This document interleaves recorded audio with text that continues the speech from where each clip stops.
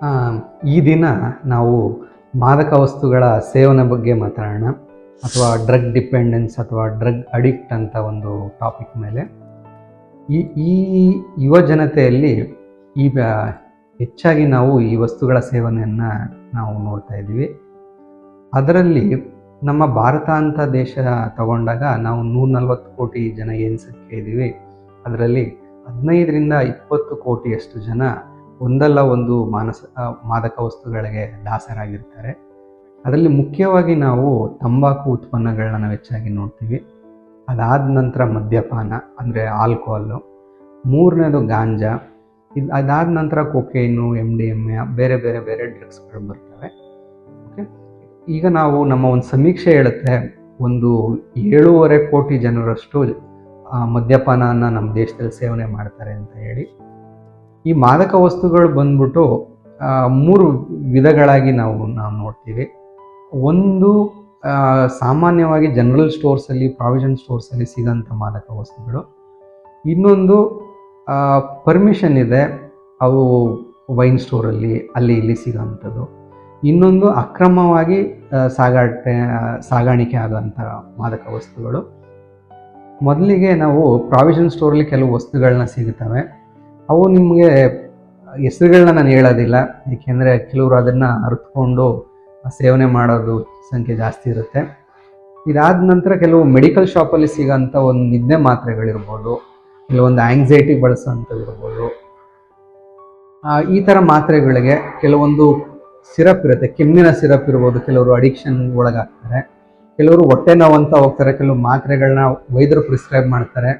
ಅದು ಸ್ಟಾರ್ಟಿಂಗಲ್ಲಿ 1-2 ತಗೋತಾ ಇರ್ತಾರೆ, ಆಮೇಲೆ ಅವ್ರಿಗೆ ಅರಿವಿಲ್ದಲ್ಲೇ 10, 15, 20 ತಗೊಳ್ಳೋಂಥದ್ದು. ಕೆಮ್ಮಿನ ಸಿರಪ್ಪು ನಾವೇನಾದರೂ ಒಂದು 10 ml ಜಾಸ್ತಿ ತೊಗೊಂಡ್ರೆ ಕೈ ನಡ್ಕೊ ಬರುತ್ತೆ. ಬಟ್ ಕೆಲವರು ಅದನ್ನು 10-20 ಬಾಟ್ಲುಗಳನ್ನ ದಿನನಿತ್ಯ ಸೇವನೆಯನ್ನು ಮಾಡ್ತಾರೆ. ಈ ಥರ ಮಾದಕ ವಸ್ತುಗಳು ಅಂದರೆ ಅಂಗಡಿಗಳಲ್ಲಿ ಸಿಗೋಂಥದ್ದು. ಇದಾದ ನಂತರ ಲೀಗಲ್ಲಾಗಿ ಪರ್ಮಿಷನ್ ಇರೋದು 18 ವರ್ಷದ ನಂತರ ಸೇವನೆ ಮಾಡಬಹುದಂತ ಅಂಗಡಿಗಳಲ್ಲಿ ಸಿಗ್ತವೆ. ಯಾವುದಪ್ಪ ಅಂದರೆ ತಂಬಾಕು ಉತ್ಪನ್ನಗಳು, ಗುಟ್ಕಾ, ಚೈನಿ, ಮಧು, ಈ ಥರ ಎಲ್ಲ ಬರುತ್ತೆ. ಇದಾದ ನಂತರ ಆಲ್ಕೋಹಾಲ್, ನಿಮಗೆಲ್ಲ ಗೊತ್ತಿದೆ, ಮದ್ಯಪಾನ 18 ವರ್ಷದ ನಂತರ ಯಾರು ಬೇಕಾದ್ರೂ ಸೇವನೆ ಮಾಡ್ಬೋದು ಅಂತ ಹೇಳಿ, ಇಟ್ಸ್ ಲೀಗಲಿ ಪರ್ಮಿಟೆಡ್ ಅಂತ ಹೇಳಿ. ಇನ್ನು ಅಕ್ರಮವಾಗಿ ಸಾಗಾಟನೆ ಆಗೋದು, ನೀವೆಲ್ಲ ನೋಡಿದ್ದೀರ, ಪಂಜಾಬ್ ಅಂತ ಪ್ರದೇಶದಲ್ಲಿ ಅಫ್ಘಾನಿಸ್ತಾನ ಮತ್ತು ಪಾಕಿಸ್ತಾನ ಬಾರ್ಡರ್ ಇರುತ್ತೆ. ಅಲ್ಲಿ ಗಾಂಜಾ, ಕೊಕೇನು ಇವೆಲ್ಲ ಬಾರ್ಡ್ರಲ್ಲಿ ಸಾಗಾಣಿಕೆ ಇಲ್ಲಿಗಲ್ ಟ್ರಾನ್ಸ್ಪೋರ್ಟ್ ಆಗಿ ಬರುತ್ತೆ. ಇವನ್ನು ಸೇವನೆ ಮಾಡೋಂಥದ್ದು. ಇದಕ್ಕೆ ಈ ಥರ ನಾವು ವಿಧಗಳಾಗಿ ವಿಂಗಡಿಸಿರ್ತೀವಿ. ಈ ಜನರು ಏಕೆ ನಾವು ಮಾದಕ ವಸ್ತುಗಳಿಗೆ ದಾಸರಾಗ್ತಾರೆ ಅಂತ ಹೇಳಿದ್ರೆ ಹಲವಾರು ಕಾರಣಗಳಿದ್ದಾವೆ. ಮೊದಲು ಒಂದು ಕ್ಯೂರಿಯಾಸಿಟಿಯಿಂದ ಎಲ್ಲರೂ ಸೇವನೆ ಮಾಡೋದು ಹೈಸ್ಕೂಲು, ಕಾಲೇಜ್ ಮಟ್ಟದಲ್ಲಿ. ಅಲ್ಲೇನೆಂದರೆ ಕುತೂಹಲಕ್ಕೆ, ಫ್ರೆಂಡು ಸಿಗರೇಟ್ ಸೇರ್ತಾ ಇರ್ತಾನೆ, ಇವರು ಕೂಡ ಆ ಸಿಗರೇಟು ಸೇವನೆ ಮಾಡಿದ್ರೆ ಅದರಿಂದ ಕಿಕ್ ಬರುತ್ತೆ, ಅದರಿಂದ ನಮ್ಮ ಟೆನ್ಷನ್ನು ಕಡಿಮೆ ಆಗುತ್ತೆ ಅಂತ ಹೇಳಿ ಅವರು ಅದಕ್ಕೆ ಸ್ಟಾರ್ಟಿಂಗ್ 1-2 ರೂಢಿ ಆಗ್ತಾರೆ. ಆಮೇಲೆ ಹೋಗ್ತಾ ದಿನಕ್ಕೆ 1 ಪ್ಯಾಕೆಟ್ ಬೇಕಾಗತ್ತೆ. ಈ ಥರ ಎಲ್ಲ ಎಕ್ಸ್ಪೆರಿಮೆಂಟ್ ಮಾಡೋದು ಕುತೂಹಲದಿಂದ, ಕ್ಯೂರಿಯಾಸಿಟಿಯಿಂದ ಸ್ಕೂಲ್, ಕಾಲೇಜ್ ಮಟ್ಟದಲ್ಲಿ ಸ್ಟಾರ್ಟ್ ಆಗುತ್ತೆ. ಅದಾದ ನಂತರ ಇನ್ನು ಆಲ್ಕೋಹಾಲ್ಗೆ ಬಂದರೆ ಪಾರ್ಟಿ ಅಂತ ಹೇಳಿ. ಈಗೆಲ್ಲ ಅಡೋಲಸೆಂಟ್ಸ್ ಏನಂದರೆ ಪಾರ್ಟಿ ಅಂದರೆ ಆಲ್ಕೋಹಾಲ್ ಇರಲೇಬೇಕಂತ ಹೇಳಿ ಅಲ್ಲಿ ಒಂದಿನ ಅಲ್ವಾ ಕುಡಿಯೋ ಅಂತ ಹೇಳಿ ಫ್ರೆಂಡ್ಸು ಸೇವನೆ ಮಾಡ್ತಾರೆ. ಅದು ರೂಢಿಯಾಗಿ ವೀಕ್ಲಿ ಒನ್ಸು, ಆಮೇಲೆ ವಾರಕ್ಕೆ 2 ದಿನ, ಅದೇ ಥರ ದಿನನಿತ್ಯ ಸೇವನೆ ರೂಢಿ ಆಗಿಬಿಡುತ್ತೆ. ಇದಕ್ಕೆ ಡಿಪೆಂಡೆನ್ಸ್ ಅಂತ ನಾವು ಕರಿತೀವಿ. ಅದಾದ ನಂತರ ಇನ್ನು ಕೆಲವು ಕಲ್ಚರಲ್, ಲೈಕ್ ಫಾರ್ ಎಕ್ಸಾಂಪಲ್ ಪಂಜಾಬೇ ತಗೊಳ್ಳಿ, ಉಕ್ಕ ಅಂತ ಹೇಳಿ ಅಲ್ಲಿ ಮದುವೆಗಳಲ್ಲಿ ಕೂಡ ಇಟ್ಟಿರ್ತಾರೆ.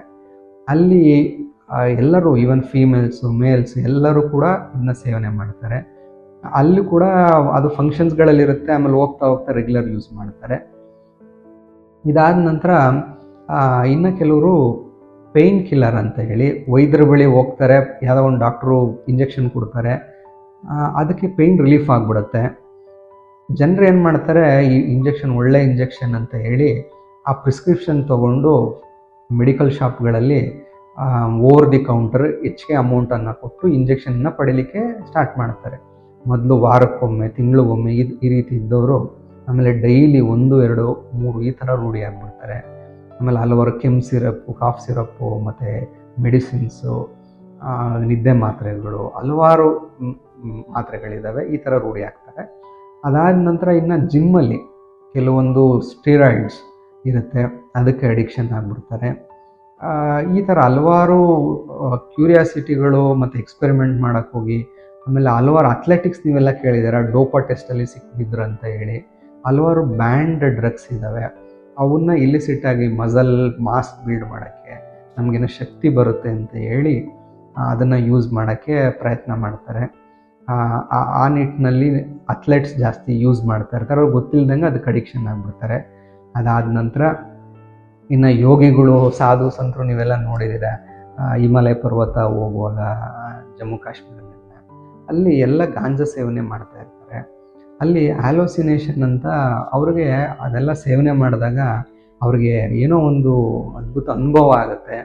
ಆ ಅನುಭವ ಮತ್ತೆ ಮತ್ತೆ ಬೇಕಂತ ಹೇಳಿ ಅವರು ಆ ಗಾಂಜಾಗೆ ಅಥವಾ ಇನ್ಯಾವುದೋ ಪದಾರ್ಥಕ್ಕೆ ಅವರು ಅಡಿಕ್ಷನ್ ಒಳಗಾಗ್ಬಿಡ್ತಾರೆ. ಈ ರೀತಿ ಅವರು ಗೊತ್ತಿಲ್ಲದಲೇ ಸ್ಟಾರ್ಟಿಂಗು ಒಂದು ದಿನ ಸ್ಟಾರ್ಟ್ ಮಾಡಿದ್ದು ಪದೇ ಪದೇ ರಿಪೀಟೆಡ್ ಆಗಿ ಆಗ್ಬಿಡುತ್ತೆ. ಇದಕ್ಕೆ ಅಡಿಕ್ಷನ್ ಅಥವಾ ಡಿಪೆಂಡೆನ್ಸ್ ಅಂತ ನಾವು ಕರಿತೀವಿ. ಓಕೆ, ಆಮೇಲೆ ಇದು ಮಾದಕ ವಸ್ತುಗಳ ಸೇವನೆಯಿಂದ ಆಗೋಂಥ ತೊಂದರೆಗಳು ನಾವು ನೋಡೋದಾದರೆ, ಇದು ತುಂಬ ಯಾವ ಪದಾರ್ಥ, ಯಾವ ಮಾದಕ ವಸ್ತು ಯೂಸ್ ಮಾಡ್ತಾರೆ ಅದ್ರ ಮೇಲೆ ಇದು ಡಿಪೆಂಡ್ ಆಗಿರುತ್ತೆ. ಫಾರ್ ಎಕ್ಸಾಂಪಲ್ ಆಲ್ಕೋಹಾಲ್ ಅಂತ ತಗೊಂಡಾಗ ಲಿವರ್ ಪ್ರಾಬ್ಲಮ್ ಬರುತ್ತೆ, ಬ್ರೈನ್ ಇಶ್ಯೂಸ್ ಆಗುತ್ತೆ, ಫಿಟ್ಸ್ ಬರುತ್ತೆ, ನೆನಪಿನ ಶಕ್ತಿ ಕಡಿಮೆ ಆಗುತ್ತೆ, ಈ ಥರ. ಆಮೇಲೆ ಸ್ಮೋಕಿಂಗ್ ಅಂತ ಬಂದಾಗ ನಿಕೋಟಿನ್ ಅಂತ ಒಂದು ಕಂಟೆಂಟ್ ಇರುತ್ತೆ, ಮತ್ತು ಅದ್ರ ಜೊತೆಗೆ ಹಲವಾರು ಕಾರ್ಸಿನೋಜನ್ಸ್ ಇರುತ್ತೆ, ಹಲವಾರು ಕ್ಯಾನ್ಸರ್ಗೆ ಕಾರಣ ಆದಂಥ ವಸ್ತುಗಳಿರುತ್ತೆ. ಆತ್ಮೀಯರೇ, ನಿಮ್ಮ ಸುತ್ತಮುತ್ತ ವಾಮಾಚಾರ, ಮಾಟ ಮಂತ್ರ, ದೆವ್ವ ಭೂತಗಳ ಹೆದರಿಕೆಯಿಂದ ಮಾನಸಿಕ ಸಮಸ್ಯೆಗಳಿಂದ ಬಳಲುತ್ತಿರುವವರಿದ್ದರೆ ಕರ್ನಾಟಕ ರಾಜ್ಯ ವೈಜ್ಞಾನಿಕ ಸಂಶೋಧನಾ ಪರಿಷತ್ ಈ ನೋಂದಾಯಿತ ಸಂಸ್ಥೆಗೆ ಸಂಪರ್ಕಿಸುವ ಮೂಲಕ ಸಮಸ್ಯೆ ಮನಸ್ಸನ್ನು, ಮನುಷ್ಯನನ್ನು ಸುಡುವ ಮುನ್ನ ಸರಿಪಡಿಸಿಕೊಳ್ಳಿ. ನಿಮ್ಮ ಸ್ನೇಹಿತರು, ಹಿತೈಷಿಗಳು, ಸಂಬಂಧಿಕರು ಕಾಣದ ಕೈಗಳಿಗೆ ಬಲಿಯಾಗುವ ಮುನ್ನ ನಮ್ಮನ್ನು ಸಂಪರ್ಕಿಸಿ.